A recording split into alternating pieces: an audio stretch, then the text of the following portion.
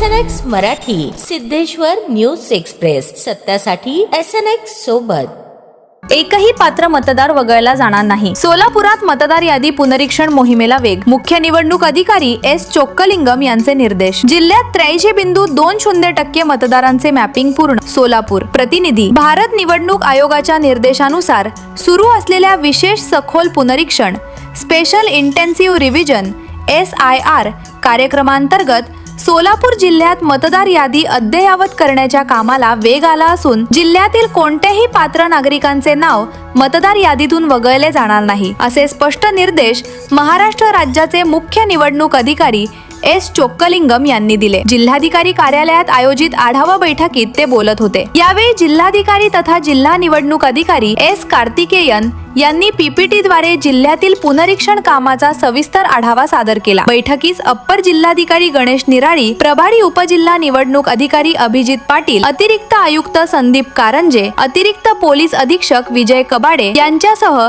सर्व उपविभागीय अधिकारी आणि तहसीलदार उपस्थित होते. मुख्य निवडणूक अधिकारी चोक्कलिंगम यांनी BLO घरभेटी दरम्यान नागरिकांकडून गणना फॉर्म तातडीने भरून घ्यावेत तसेच आवश्यक कागदपत्रे तपासावीत अशा सूचना दिल्या. मतदार यादीतील विसंगती, एकाच पत्त्यावर असलेली अनेक नावे आणि नव मतदार नोंदणी यावर विशेष लक्ष देण्याचे निर्देशही त्यांनी प्रशासनाला दिले. जिल्ह्यातील पुनरीक्षणाची आकडेवारी जिल्हाधिकारी कार्तिकेयन यांनी दिलेल्या माहितीनुसार सोलापूर जिल्ह्यात एकूण 39,46,781 मतदार असून त्यापैकी 32,83,811 मतदारांचे मॅपिंग पूर्ण झाले आहे. हे प्रमाण 83.20% इतके आहे. ग्रामीण भागात नोंदणीचे प्रमाण 87.20% तर शहरी भागात 72.67% नोंदवण्यात आले आहे. जिल्ह्यातील 77,086 ब्लर फोटो आणि चुकीच्या नोंदींपैकी तब्बल 72,648 प्रकरणे